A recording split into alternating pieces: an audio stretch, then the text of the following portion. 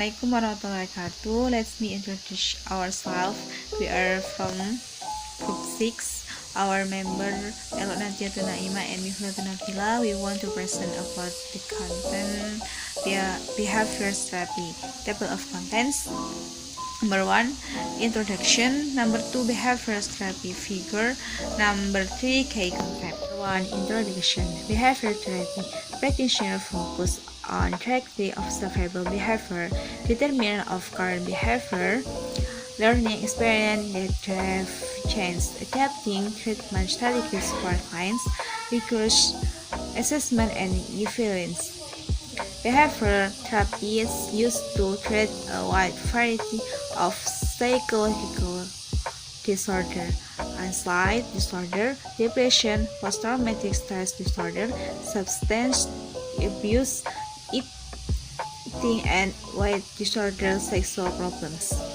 Teori behavior atau terapi perilaku merupakan praktisi yang difokuskan pada perilaku yang dapat diamati secara langsung. Penentu perilaku saat ini, pengalaman belajar yang mendorong perubahan, menyesuaikan strategi pengobatan untuk klien, penilaian, dan evaluasi yang ketat. Di dalam teori behavior ini menyatakan bahwa manusia itu adalah makhluk yang reaktif, yang tingkah lakunya dikontrol atau dipengaruhi oleh faktor-faktor di luar. Artinya, pembentukan perilaku manusia tidak benar-benar real dari bawaan lahir, tetapi dipengaruhi bagaimana cara dia beradaptasi di lingkungannya, terutama di keluarga, kemudian bagaimana cara dia berinteraksi di sekolah dan di lingkungan masyarakat. Yang kedua, semua perilaku individu merupakan hasil belajar, baik perilaku adaptif maupun perilaku maladaptif. Nah, teori behavior ini menyatakan bahwa setiap perilaku yang dilakukan manusia adalah hasil dari proses belajar. Perilaku negatif atau positif merupakan perolehan dari hasil belajar mereka dalam kehidupan sehari-hari dari proses mengalami stimulus, baik stimulus yang diharapkan maupun yang tidak diharapkan. Menurut Skinner, salah satu tokoh teori behavior ini, menurutnya perilaku bermasalah adalah individu yang telah belajar perilaku yang keliru atau perilaku yang maladaptif yang tidak diharapkan oleh semua orang di sekitar individu tersebut. Contohnya, seperti perilaku mencontek atau tawuran adalah perilaku yang negatif yang tidak diharapkan karena semua guru, terutama di sekolah, ingin muridnya tidak mencontek. Nah, ketika ada salah satu murid kita yang mencontek, maka kita menganggap dia melakukan suatu perbuatan yang maladaptif atau perilaku yang tidak diharapkan. Oleh karena itu, murid tersebut dinyatakan sebagai seorang yang mempunyai perilaku bermasalah. Skinner merupakan ahli dalam behaviorisme dan dianggap sebagai bapak pendekatan behaviorisme. Skinner dibesarkan dalam lingkungan keluarga yang hangat dan stabil. Dia menerima gelar di bidang psikologi di Universitas Harvard tahun 1931 dan akhirnya kembali ke Harvard setelah mengajar di beberapa universitas. Skinner dikenal dengan teori operant conditioning. Teori ini mengungkapkan bahwa tingkah laku bukanlah sekedar respon terhadap stimulus, tapi sesuatu tindakan yang disengaja atau operan. Skinner melakukan percobaan terhadap tikus yang diletakkan di dalam kandang, kemudian ia meletakkan sebuah bel di dekat pintu. Apabila ditekan, maka secara otomatis pengungkit makanan akan bergerak, makanan akan jatuh dari atas kandang. Yang kedua ada Albert Bandura, seorang ahli psikologi yang lahir di Kanada pada tahun 1925. Bandura mengkritik teori Skinner yang terlalu menekankan pada subjek hewan, bukan subjek manusia. Yang subjek manusia berinteraksi satu sama lain. Dari sana, dia membuat teori yang cukup terkenal dengan nama Social Learning Theory. Penelitiannya yang cukup terkenal ini dengan sebutan bubble. Seorang anak usia sekolah ditempatkan di sebuah ruangan dan diperlihatkan tayangan video terkait perilaku agresif. Dalam tayangan tersebut diperlihatkan seorang dewasa yang memukul dan menendang bubble dolls, dan setelah itu anak ditinggal sendirian dengan bubble dolls. Kemudian, anak ini menunjukkan perilaku agresif yang sama seperti yang ditunjukkan pada video sebelumnya. Dari studi tersebut, Bandura menyimpulkan perilaku dapat dipelajari berdasarkan proses imitasi atau modeling perilaku orang lain. Albert Bandura juga memiliki 5 asumsi dasar, yaitu yang pertama, plasticity, di mana manusia memiliki fleksibilitas dalam melakukan tingkah laku sehari-hari dalam situasi yang berbeda. Bandura itu setuju dengan pendapat Skinner, namun lebih menekankan pada vicarious learning atau belajar dengan mengamati orang lain. Yang kedua ada theoretic reciprocal causation model, yaitu tindakan manusia merupakan hasil dari interaksi antara 3 variabel, yaitu environment, person, dan behavior. Istilah reciprocal untuk menunjukkan interaksi yang triadik atau bukan hanya satu arah. Yang ketiga ada agen perspektif, yaitu pada dasarnya manusia mengontrol lingkungan kualitas kehidupan mereka. Bandura menyampaikan manusialah yang menciptakan sistem sosial dan ia pun merupakan produk dari sistem sosial tersebut. Yang keempat ada self-regulation, yaitu di mana manusia meregulasi tindakan mereka melalui faktor-faktor internal dan eksternal. Yang kelima ada moral agency, yaitu manusia mengatur tingkah laku mereka melalui perilaku moral. Yang ketiga ada Arnold Lazarus, yaitu beliau lahir dan dididik di Johannesburg, Amerika Serikat. Dia masuk perguruan tinggi dengan sebelumnya mengambil jurusan bahasa Inggris dan beralih menjadi jurusan ke psikologi. Beliau merupakan pelopor dari terapi perilaku klinis dan pengembangan terapi multimodal yang merupakan pendekatan terapi perilaku yang komprehensif, sistematis, dan holistik. Meski penilaian prosesnya multimodal, perawatannya merupakan perilaku yang kognitif dan mengacu pada metode yang didukung secara empiris. Dalam praktek klinis, terapi perilaku dan terapi multimodal sangat mirip. Ia dikenal dengan ahli psikoterapi yang singkat, efisien, dan efektif. Konsep number 1, a view of human nature, pandangan hidup sifat manusia. Number 2, basic characteristic and assumes, karakteristik basic and assumption. Number 1, a view of human nature, pandangan sifat hidup manusia. Modern behavior therapy is based on the sensitive view of human behavior that accommodates systematic and structured approach to counseling. This view does not rest on determined assumption that man is only a product of his sociocultural conditioning. On the contrary, the current view is that the person is the producer and a product of the environment.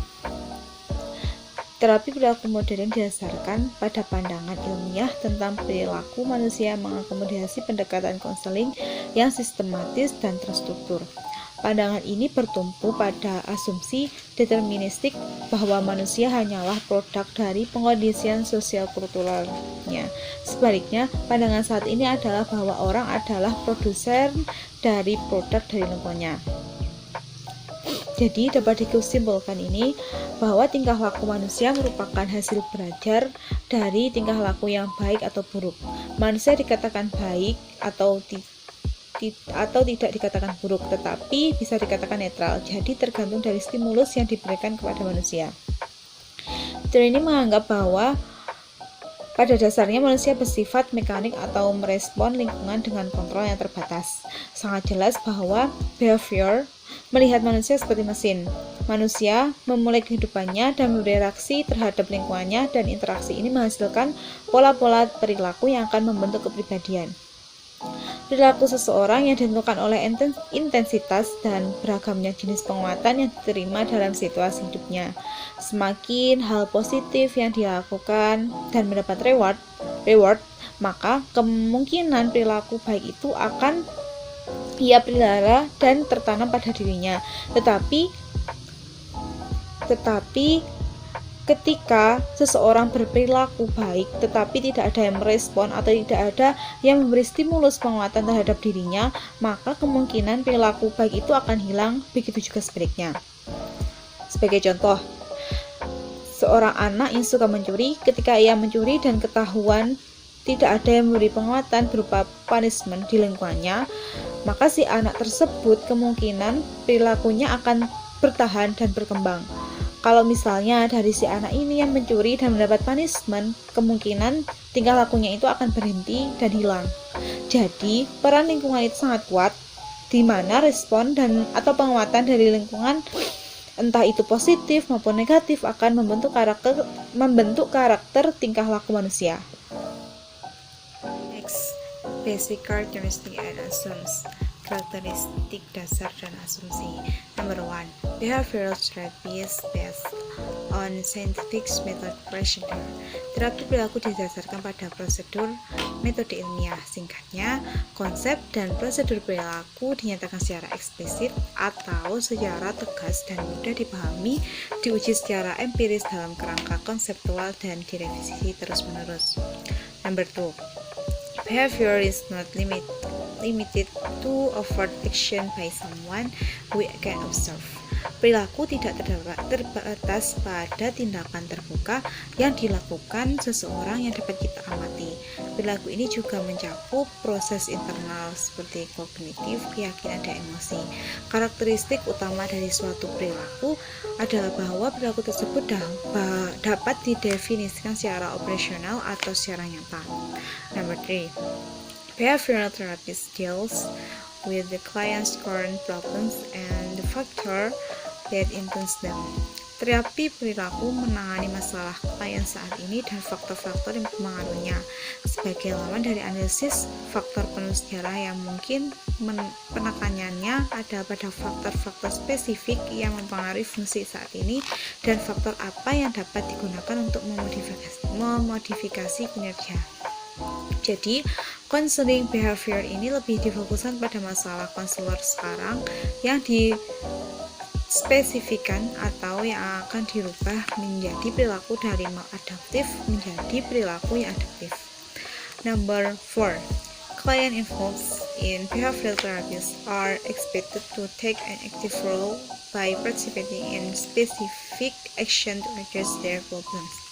Yaitu klien yang terlibat dalam terapi perilaku diharapkan untuk mengambil peran aktif dengan ikut serta dalam tindakan spesifik untuk menangani masalah mereka. Di sini, konseling dituntut untuk berperan aktif dan ikut dalam membicarakan kondisi mereka. Klien dituntut untuk melakukan sesuatu untuk membawa perubahan. Klien memantau perilaku mereka selama dan di luar sesi terapi, belajar dan mempraktikkan keterampilan dan memainkan peran perilaku baru dalam kehidupan sehari-hari atau tugas pekerjaan mereka. Number 5. This approach assumes that change can occur without insight into the underlying dynamic and without understanding the origin of psychological problems. Pendapat ini mengasumsikan bahwa perubahan dapat terjadi tanpa wawasan ke dalam dinamika yang mendasari dan tanpa memahami asal mula masalah psikologis. Maksudnya, terapi ini berjalan pada perubahan perilaku yang dapat terjadi saat ini, sebelum atau bersamaan dengan apa yang dipahami tentang dirinya. Serta perubahan perilaku itu dapat mengarah pada peningkatan diri. Assalamualaikum warahmatullahi wabarakatuh. Hey everyone, I'm Elena Naima. Here we're going to discuss about number 10, behavioral therapy goals, and number 2, function the role of the behavioral therapy. Number 3, relationship between therapy and clients. Number 4, behavioristic therapy client. And number 5, technique on therapy behavior. Number 6, behavioral therapy process. Number 7, behavioral therapy can be used to treat a wide variety of psychological conditions. And number 8, application. Behavioral therapy goals. Number 1, behavioral therapy goals atau tujuan dari terapi tingkah laku. Jadi apa dari tujuan terapi tingkah laku itu? Number 1, goals negotiation with client. Jadi mendiskusikan tujuan bersama klien. Jadi tujuan klien tersebut ingin melakukan konseling atau melakukan perubahan tingkah laku dengan konselor itu apa. And number 2, select definitive goals, specific positive change. Yang mana setelah kita berdiskusi dengan klien tersebut mengenai tujuan dia melakukan konselor, maka kita harus memilih mana yang baik yang menjadi tujuan dari terapis ingin berubah. And number 3, increase client personas traits, yaitu meningkatkan pilihan pribadi klien. Jadi setelah klien memilih dia ingin berubah menjadi lebih baik dalam hal apa, maka kita sebagai terapis juga memberikan saran seperti apa yang menjadi lebih baik, seperti apa perubahan yang diinginkan oleh si klien itu agar menjadi lebih baik. And number 4 is creates no condition for learning. Jadi memutuskan kondisi seperti apa yang akan diubah atau akan yang dipelajari oleh terapis agar menjadi lebih baik. Jadi kita bisa mengambil contoh itu dari suatu ketika ada si A, dia adalah murid baru dari sebuah sekolah SMA.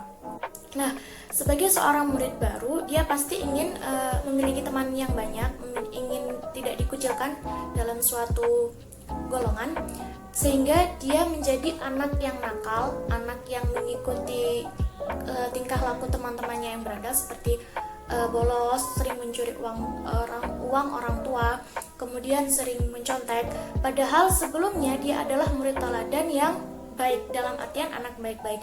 Nah, suatu saat dia itu merasa bersalah terhadap dirinya sendiri, mengapa saya melakukan hal ini. Nah, gunanya adanya tujuan terapi itu seperti itu. Yang pertama, si A melakukan konselor dengan terapis, sehingga mereka terapis dan konselor itu melakukan diskusi apa yang diinginkan oleh si A itu untuk berubah menjadi lebih baik. Berubah dalam hal apa? Contohnya, dia ingin berubah agar dia tidak mencuri lagi, dia menjadi anak yang rajin, dia menjadi anak yang baik kembali gitu. Kemudian nomor 2 adalah melakukan, kita sebagai konselor atau terapis itu menentukan pilihan apa atau hal-hal yang harus dilakukan kepada si A agar dia tidak kembali nakal atau menjadi lebih baik kembali. Kemudian kita memberikan pendidikan atau pendidikan sehingga dia bisa berubah menjadi lebih baik.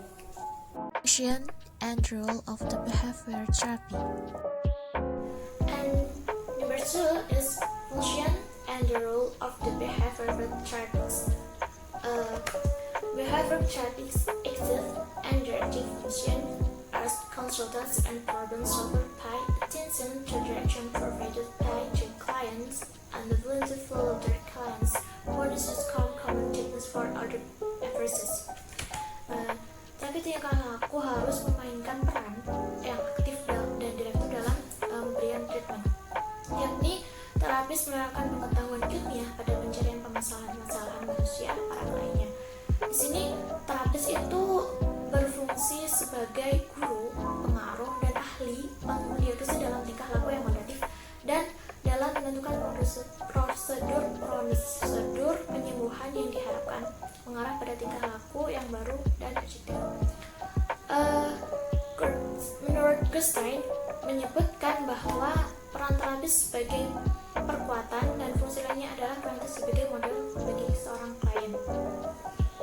Relationship between a therapist and client.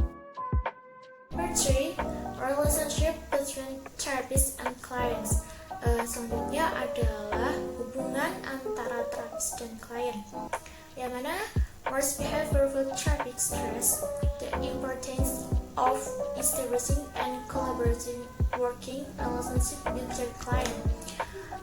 Kebanyakan terapi perilaku menekankan pentingnya membangun hubungan kerja antara terapis dan klien, sehingga behaviorist believe warmth, empathy, authenticity, permissionality, ethics are necessary but not sufficiently conditional for behavioral change to occur. Ahli terapi itu percaya bahwa sesungguhnya seperti halnya kehangatan, empati, rasa kasihan pada seorang terapis, sikap permisif dan penerimaan diperlakukan itu sangat mempengaruhi sangat mempengaruhi keberhasilan sebuah konseling, tetapi tidak cukup untuk kondisi yang menjadikan perubahan perilaku, sehingga clients and therapy relationship is foundation on which therapy strategies build to help clients change in their experience. Jadi hubungan klien terapi adalah fondasi yang mana strategi terapeutik dibangun untuk membantu klien berubah ke arah yang diinginkan atau yang sudah didiskusikan bersama antara klien dan terapis di awal tadi. Jadi terapi tingkah laku juga memberikan klien peran yang sangat baik untuk menekankan bahwasannya klien itu berperan amat penting dalam keberlangsungan sebuah konseling. Keterlibatan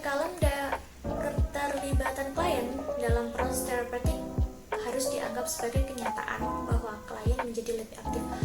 Jadi di sini seorang terapis menjadikan klien sebagai eksperimen agar si klien tersebut melakukan tingkah laku baru untuk menunjang keberhasilan terapi yang dengan tujuan yang telah disepakati bersama di awal tadi.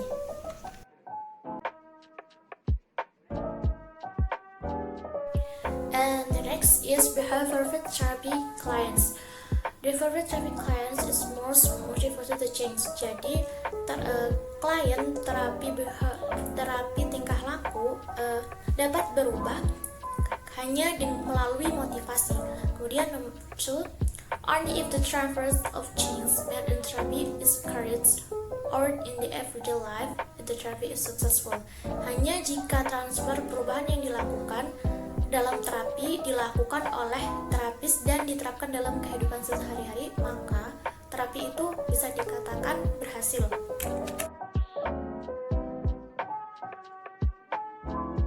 Technique on therapy behaviors. In order to understand how behavioral therapy works, it is important to know more about the basic principles that contributed to behavioral therapy. The technique used in this type of treatment are based on the trials of classical conditions and ordinance conditions. Untuk mencari cara kerja terapi perilaku, penting untuk mengetahui lebih banyak tentang prinsip dasar yang berkonsisten pada perilaku. Jadi, teknik yang didulakan dalam jenis perawatan ini ada dua, dibagi menjadi dua, yaitu pengondisionasi klasik dan pengondisionasi operan. What is classical conditioning? Involves forming association between stimuli, prepulsionator stimuli, and paired with a stimulus that naturally and automatically evokes a response. After repeated pairings, an association is formed and the prepulsionator stimulus will come to evoke the response on its own. Jadi classical conditioning ini dikembangkan oleh Ivan Pavlov. Pengkondisionasi klasik ini melibatkan pembentukan asosiasi antara rangsangan yang sebelumnya netral dipasangkan dengan rangsangan yang secara alami dan otomatis itu akan membangkitkan tanggapan. Setelah pemasangan berulang, asosiasi tersebut dan stimulus netral sebelumnya akan muncul untuk membangkitkan responnya sendiri. And that's technique based on classical conditional. It's number 1, aversion therapy. Number 2, flooding. Number 3, system destination. Number 1, aversion therapy. Proses ini melibatkan memasangkan perilaku yang tidak diinginkan dengan stimulus permusuhan dengan harapan bahwa perilaku yang tidak diinginkan pada akhirnya akan berkurang. Seperti contohnya, seorang dengan gangguan penggunaan alkohol mungkin menggunakan disinfektan atau obat yang menyebabkan gejala parah seperti sakit kepala, mual, kecemasan, dan muntah bila dikombinasikan dengan alkohol tersebut. Nah, seperti contohnya itu kita mendapatkan seorang klien yang mana klien tersebut kecanduan alkohol. Nah, kita bisa melakukan teknik terapi aversion atau terapi kebencian yang mana mencampurkan dua zat yang berbeda untuk menghasilkan kondisi yang dibenci oleh klien tersebut. Maka ketika klien tersebut telah benci melakukan hal tersebut, secara tidak sadar dan berulang-ulang, klien akan merasa trauma ketika meminum alkohol karena dia merasa mual, pusing, dan kecemasan. Sehingga diharapkan dengan adanya tersebut, klien jadi berhenti untuk meminum alkohol atau merasakan kecanduan terhadap alkohol. Nah, kedua adalah flooding, bisa disebut dengan kebanjiran, yang mana proses ini melibatkan penggunaan objek atau orang yang sangat dibenci oleh klien tersebut, sehingga menimbulkan rasa takut yang amat besar dan intens. Biasanya teori flooding atau kebanjiran ini digunakan untuk mengobati fobia seperti OCD dan lain sebagainya. Yang ketiga adalah desensitisasi sistematis. Di sini terapis membuat daftar ketakutan, kemudian ia belajar untuk refleks dan menghadapi ketakutan-ketakutan tersebut, dimulai dari ketakutan paling ringan bertahap ke tingkatan selanjutnya. Desensitisasi sistematis ini sering digunakan untuk mengobati fobia dan gangguan kecemasan lainnya.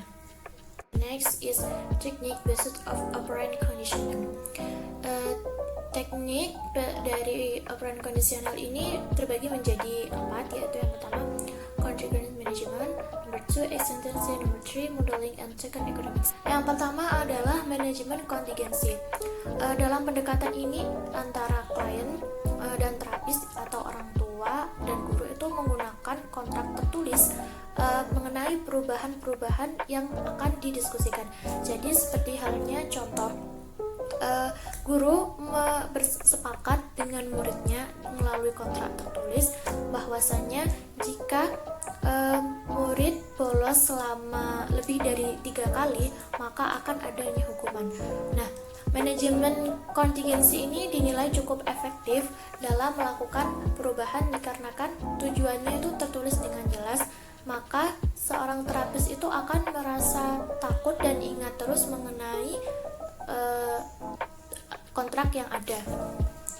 Dan yang kedua adalah terapi extension atau terapi kepunahan, yaitu menghilangkan apa saja yang ada pada terapis, yaitu apa yang ingin dihilangkan dari terapis tersebut dengan menggunakan terapi kepunahan.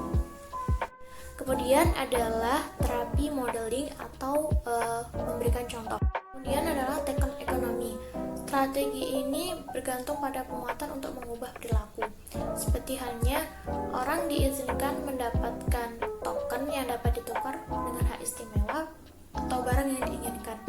Jadi contohnya orang tua itu memberikan hak atau token yang dapat ditukarkan karena telah berhasil melakukan hal-hal kebaikan. Seperti contohnya orang tua memberikan token kepada anaknya apabila anak tersebut mau melakukan pekerjaan rumah, maka setiap selesai melakukan satu pekerjaan dia akan diberikan 1 tiket. Nah, dari 1 tiket tersebut dapat ditukarkan dengan makanan atau keinginan dari anak tersebut yang akan dikabulkan oleh orang tua sebagai reward karena dia telah melakukan pekerjaan rumah tersebut.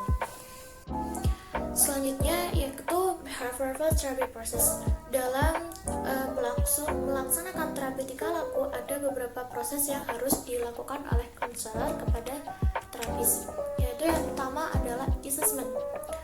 Dari assessment ini adalah bertujuan untuk mengidentifikasi metode atau teknik yang akan digunakan oleh konselor kepada terapis agar menemukan metode yang tepat dalam mengubah perilaku tersebut. Jadi dalam assessment ini tugas dari konselor itu adalah mencari tahu apa saja yang ada pada terapis, baik itu berupa keadaan psikologi, keinginannya, terus kelemahan dan kelebihan yang ada pada dia. Two is goal setting. Proses selanjutnya adalah merumuskan tujuan konseling berdasarkan informasi yang didapatkan dari tahap assessment tadi. Jadi di sini adalah mencocokkan metode apa yang baik digunakan kepada terapis sesuai dengan keadaan terapis tersebut. Kemudian yang selanjutnya adalah teknik implementation, yaitu menentukan dan melaksanakan teknik yang telah ditentukan dalam goals setting tadi dalam melaksanakan terapi. Kemudian yang selanjutnya adalah evaluation termination, yakni melakukan evaluasi terhadap jalannya terapi yang telah dilakukan. Kemudian feedback, yaitu memberikan dan menganalisis umpan balik untuk memperbaiki dan meningkatkan proses konseling. Nah, yang menarik di sini itu terapi tingkah laku dapat digunakan dalam menyembuhkan berbagai gangguan, baik yang sederhana maupun tingkat yang kompleks, baik individu atau kelompok, dan dapat dilakukan oleh guru atau orang tua, pelatih dari pasien itu sendiri. Dalam terapi tingkah laku ini dapat digunakan untuk mengatasi berbagai permasalahan seperti halnya contohnya number one is alcohol and substance use disorder atau gangguan kecanduan alkohol. Number two is bipolar disorder atau gangguan bipolar. Number three is depression, depresi. Kemudian number four eating disorder atau gangguan makan. Kemudian yang selanjutnya adalah autism spectrum disorder atau gangguan autisme. Yang terakhir adalah anxiety atau gangguan kecemasan. Dalam behaviorisme, seorang guru selaku pengajar dan pengawas jalannya pembelajaran memiliki kemiripan dengan seorang peneliti yang akan meneliti objek penelitiannya, di mana seorang peneliti ini akan mengambil jarak atau distansi penuh dengan objeknya, bersikap netral, memanipulasi, bebas dari kepentingan universal dan instrumental terhadap objeknya. Dalam hal ini, guru juga berlaku hal yang sama terhadap murid-muridnya. Contohnya, sebuah kasus dalam pembelajaran musik yang menggunakan pendekatan teori behaviorisme. Ketika seorang guru ingin mengajarkan bagaimana mengajarkan tangga nada kepada muridnya, ia akan mengamati terlebih dahulu bagaimana keadaan fisik jari murid-muridnya dan kemampuan dasar yang dimiliki oleh murid-muridnya. Di sini guru akan berpikir ia sebagai subjek dan murid-muridnya ini sebagai objek. Nah, yang kedua, fakta netral harus dimiliki oleh seorang guru dalam menghadapi murid-muridnya. Seorang guru harus bersih dari unsur-unsur subjektivitas. Unsur-unsur subjektif. Di tahap ini materi-materi pembelajaran akan diberikan sebagai bentuk stimulus dari guru terhadap muridnya. Guru akan menjelaskan dan mencontohkan tentang apa itu musik, bagaimana itu musik, rangkaian-rangkaiannya, sebab akibat pengajaran ini akan didapatkan sebagai hasil. Rangkaian sebab akibat atau pemberian stimulus ini akan menghasilkan sebuah respon dari murid, di mana respon ini akan membentuk sebuah perubahan tingkah laku sebagai hasil dari pembelajaran. Teori-teori tersebut akan dipraktekkan secara instrumental dan universal di kelas-kelas selanjutnya. Nah, dari contoh yang sudah dijelaskan tadi, dari sebuah pengajaran di kelas dengan penerapan behavioristik, guru memberikan sebuah stimulus berupa materi pengajaran dan mengharapkan akan mendapatkan sebuah respon yang berupa perubahan tingkah laku dari murid-muridnya. Perubahan tingkah laku dalam bentuk dari ketidaktahuan dan ketidakmampuan untuk mempraktekkan sesuatu atau mempraktekkan pelajaran yang diberikan berubah menjadi kemampuan untuk mempraktekannya. Guru tidak melihat bagaimana proses murid-muridnya ini mencerna materi pengajaran, materi pembelajaran, tapi guru hanya melihat bagaimana hasil akhir yang diperoleh dari penguatan positif atau negatif yang akan diberikan tergantung dari bagaimana perubahan tingkah laku yang dihasilkan.